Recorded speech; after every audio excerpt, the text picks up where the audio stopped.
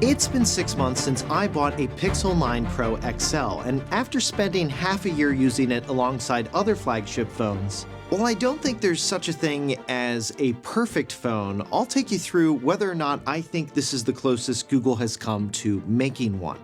Plus, if Gemini is actually useful, how good the new camera system is, and whether this is a phone I'd recommend. The first highlight of this phone is its physical form factor. It feels like an iPhone in certain respects with its rounded corners and side rails, but still maintains that distinct Pixel look with that gorgeous camera bar. I think this is by far the best looking Pixel the company has ever made, and the materials also feel in line with the price that Google is charging. It's still lighter than other phones like my iPhone 16 Pro Max at 221 grams, though a bit heavier than previous Pixels and is actually heavier than the brand new Galaxy S25 Ultra. I'm hoping Google keeps it at this weight or can shave off a few grams in the next iteration of this phone. Something I immediately noticed with this Pixel is the new ultrasonic fingerprint sensor. This finally gets rid of that occasional lag and bright light shining at you in the middle of the night that older Pixels had. The software features on this phone are another major highlight. As with previous Pixels, the animations on this phone feel fast, and I haven't had any performance issues with the Tensor G4 chip Google put in this phone. Another thing I've always loved about Pixel phones is the typing experience, and the Pixel 9 Pro XL doesn't disappoint. I find I type on it the most accurately, and Google's speech dictation, which uses on-device models, is pretty accurate in my experience and works well. The phone also features adaptive sound and vibrations that adjust to your environment, making notifications more noticeable when you need them, and the updated Pixel Weather app with its AI summary and new design has been great. For those who spend a lot of time on phone calls, the call quality has been solid. All right, and these are what the mics sound like with a phone call on the Pixel 9 Pro XL. I'm just recording this call on my iPhone, not using any buds or anything. Let me know how you thought the audio was, and here's an example of how the microphones on the phone itself sound just recording into the Recorder app. Let me know what you think, and here's how it sounds if I was actually just talking on the phone to someone. Let me know in the comments. Does it sound pretty decent? And of course, because it's a Pixel, you get all the great call assist features like Direct My Call to help you visually see options in a call menu, Hold for Me for when you call customer service, live captions for phone calls, which you can find in accessibility settings, a new scam detection feature, and then there's my personal favorite, call screening. The Pixel will pick up the call for you, ask why somebody is calling, and if they respond, it'll let the call ring through and actually show you in plain text what the person said to the assistant before you pick up the call. Another feature I've really come to appreciate that's new this year is Pixel Call Notes, which can record phone calls, automatically summarize your calls, and highlight what you need to know as well as give you a full transcript of the call. Though this feature isn't so much a differentiator for the Pixel as much as it's a "I'm glad it's here" type of a feature. Both the iPhone 16 Pro Max and the S25 Ultra have similar features. Some other software-related things I've enjoyed with this phone are all of the small touches you get, like the Now Playing feature. A feature that identifies music playing in the background, flip to shh, where when you put your phone face down, it automatically turns on Do Not Disturb. You also get the excellent grayscale color scheme at bedtime. You can turn on color scheming the icons, though frustratingly not all of them will work by default. Looking at you, Snapchat. Oh, and yes, this phone still has a thermometer built into it. It's still kind of an oddball thing to put in a phone, but that one time I needed it, I was glad I had it. Next up, battery life. This has been a pleasant surprise with this phone. For me, it has easily lasted all day on trips and has been generally comparable to my iPhone's battery life, which is the most recent other phone I've been testing over the long term. Speaking of other phones, the 9 Pro XL's battery is also noticeably better than my Pixel 9 Pro Folds, where the Pixel 9 Pro will be close to 50% battery left by the time I put it on the charger. The 9 Pro Fold will be closer to 20% with the same kind of use. My screen time per day is only about 1 or 2 hours on average, with maybe another 2 to 3 hours of background activity for music, and podcasts. Now let's talk about the standout feature with this phone, the camera system. Overall, it's the smartphone camera system I generally have the least frustrations with. It's my favorite one to use because of its default color choices. It just doesn't blow all the highlights to hell like my iPhone, and it doesn't oversaturate or oversharpen photos like Samsung's phones have tended to do in the past for me. And while Google has no similar feature to Apple's updated photographic styles, which lets you adjust how overprocessed your photos look after the fact, Google doesn't really need to have that feature because they just look right from the get-go. My Pixel 9 Pro XL's camera system is much more in line with producing photos how my actual dedicated cameras take them.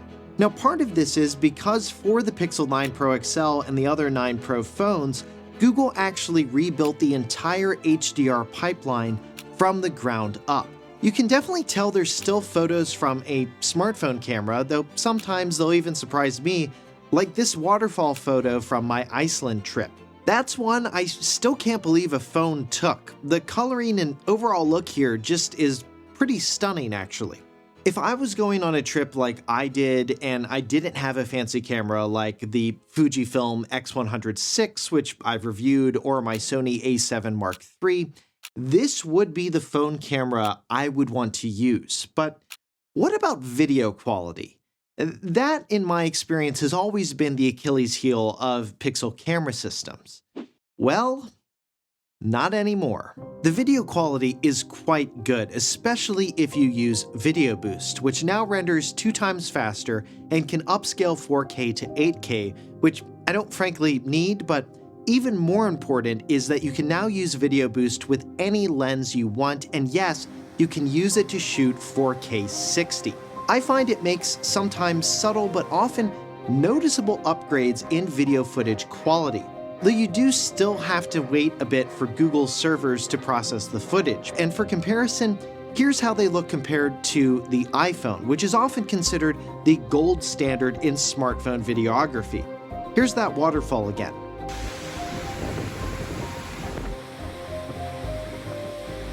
I think both look pretty good here, though the coloring on the Pixel might even look slightly better. I think Google just really nailed the coloring, noise, and have netted better performance in low light thanks to their new dual exposure technology when shooting video, which will combine exposures for the best footage quality. The only issue I've run into with video on the Pixel is the autofocus on the 5x camera. For my phone at least, it just struggles at maintaining focus on a moving object. Whether there's falling snow in the background or a clear blue sky, it doesn't really seem to matter. Overall though, this is a phone camera system I would and have been very happy with using over the long term. Next, let's talk about Gemini, Google's AI assistant that comes built into the Pixel 9 Pro XL. Overall, and I can't believe I'm saying this, Gemini is actually useful. Not only can it help you accomplish things on your phone like opening up apps, adding things to your grocery list, your standard Google Assistant fare, but in 6 months, I think Google has closed the gap compared to the Google Assistant quite a bit. And just before filming this video, they just announced that they're actually going to phase out the Google Assistant for Gemini. And I can see why, because over the past 6 months, there have been many situations where I'll ask the assistant on Nest Hubs, for example, for some piece of information. It fails. I'll go over, pick up my Pixel, ask the same question to Gemini, and get the often correct answer.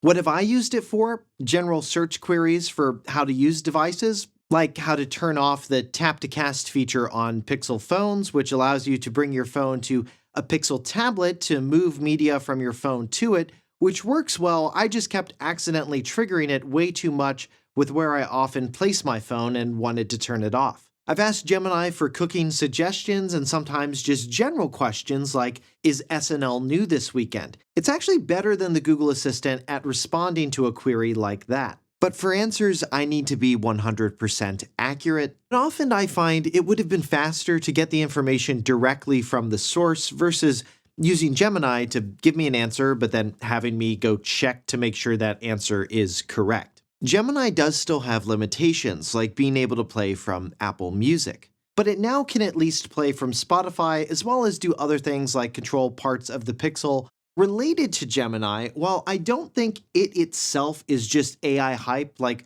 it actually does have some utility and expanded capabilities from the Google Assistant. But what about all of the other AI features that you'll find on this phone?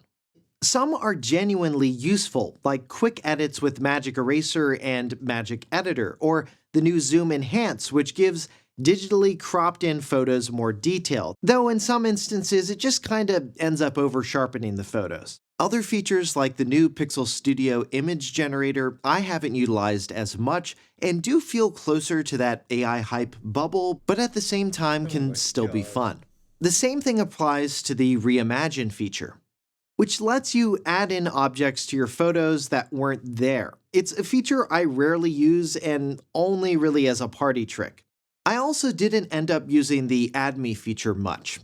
We tried this out a lot on our trip to Iceland and Ireland with mixed success. Maybe one photo would be one I'd actually put in a frame, but I'd still know that it was kind of a fake. There's just something about looking at a photo and being like, yep, that was what was there when I took it. And for me at least, I definitely do not get that same feeling when I look at these photos. Another feature that I thankfully haven't had to use is the emergency SOS via satellite feature. But it's definitely a feature I'm glad is there.